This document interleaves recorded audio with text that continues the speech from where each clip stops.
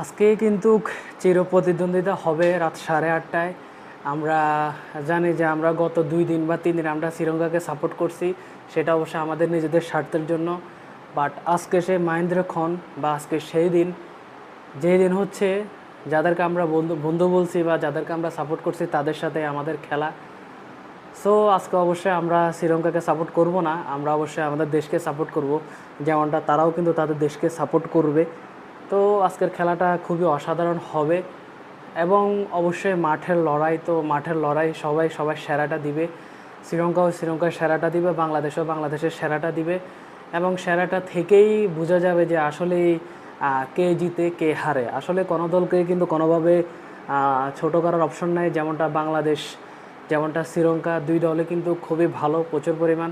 এবং শ্রীলঙ্কা কিন্তু সেই দিক থেকে বা এশিয়া কাপে কিন্তু শ্রীলঙ্কায় এগিয়ে আছে, কারণ তারা গ্রুপ পর্বে 3টা ম্যাচই জয়লাভ করছে এবং বাংলাদেশের সাথে যে ম্যাচটা ছিল সেটা কিন্তু বাংলাদেশে খুবই বাজেভাবে হারাইছে শ্রীলঙ্কা, সেটা আমরা সবাই জানি।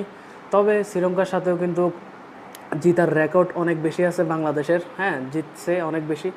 অবশ্য দল হিসাবে, ম্যানেজমেন্ট হিসাবে যদি বিচার বিবেচনা করা হয় তাহলে অবশ্যই আপনার শ্রীলঙ্কায় এগিয়ে থাকবে, কারণ শ্রীলঙ্কা অ্যাকচুয়ালি বা শ্রীলঙ্কার কথা বলে লাভ নাই, কারণ শ্রীলঙ্কাতে আমরা জানি যে সকল লিজেন্ডারি প্লেয়াররা ছিল এবং শ্রীলঙ্কার বোর্ড ভালো, শ্রীলঙ্কার আইন কানুন সব কিছু ভালো, যার কারণে কিন্তু বিসিবি, আমাদের যে বাংলাদেশে বিসিবি আছে সেরকম শ্রীলঙ্কার যে ক্রিকেট বোর্ড, সেখানে কিন্তু সিনিয়র যারা প্লেয়াররা আছেন বা যারা শ্রীলঙ্কাকে সার্ভিস দিয়েছিল যোগ্যতা সম্পন্ন লোকরাই আছেন এবং কোচ হিসাবেও কিন্তু তাদের নিজস্ব প্লেয়াররা, সিনিয়র প্লেয়াররাই কিন্তু এখন বর্তমানে কোচ হিসাবে আছে, যার কারণে শ্রীলঙ্কা তাদের আগের অতীতের ঐতিহ্য এখনও ধরে রাখতে পারছে, আগের অতীতের পাওয়ার এখনও পাওয়ারটা ধরে রাখতে পারছে। কিন্তু বাংলাদেশের আসলে সিনিয়রদেরকে কোনো দাম দেওয়া হয় না। এই যে দেখেন আমাদের বাংলাদেশের পঞ্চপাণ্ডব 5 জনে কিন্তু খেলা ছেড়ে দিয়েছে, একরকম সম্পূর্ণভাবে ছেড়ে দিয়েছে।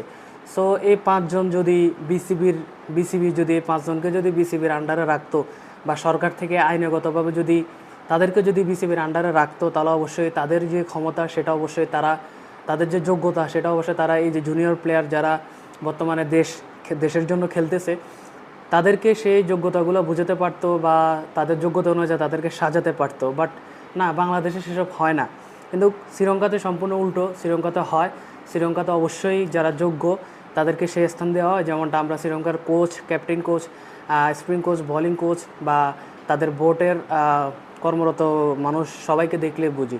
তো এই জন্য শ্রীলঙ্কা অবশ্যই বাংলাদেশ থেকে মাঠের খেলার দিক থেকে বা নির্বাচনের দিক থেকে বা ম্যানেজমেন্টের দিক থেকে শ্রীলঙ্কা এগিয়ে আসে। তবে খেলার ভিতরে হার জিত সব কিছু হয়ে থাকে। আমরাও চাই আমাদের বোর্ডটা শ্রীলঙ্কার মতো বা ইন্ডিয়ার মতো বোর্ডের মতো হোক, ঠিক আছে, যেন খুবই সুন্দরভাবে ম্যানেজমেন্টটা করা যায়, যোগ্যতা সম্পন্ন লোক যেন বসতে পারে এবং তারা যেন তাদের সেরাটা প্লেয়ারদেরকে দিতে পারে এবং প্লেয়াররা যেন সেটা মাঠে খাটিয়ে এবং তারা জয়লাভ করতে পারে, সেটা আমরা চাই।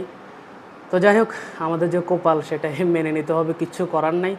এখন শ্রীলঙ্কা অবশ্যই সব কিছু দিক থেকে এগিয়ে এবং যেহেতু সিনিয়ররা তাদের উপরে আছে, সিনিয়রদের ভরসা আছে, সিনিয়রদের প্ল্যান অনুযায়ী তারা খেলে, এই জন্য তারা অবশ্যই বাংলাদেশ থেকে অনেকটা এগিয়ে। তবে খেলার মধ্যে অবশ্যই হার জিত থাকে, বাংলাদেশ তাদেরও সেরাটা দিবে, শ্রীলঙ্কা তারা নিজেরাও আজকে সেরাটা দিবে। তো দেখা যাক কে জিতে।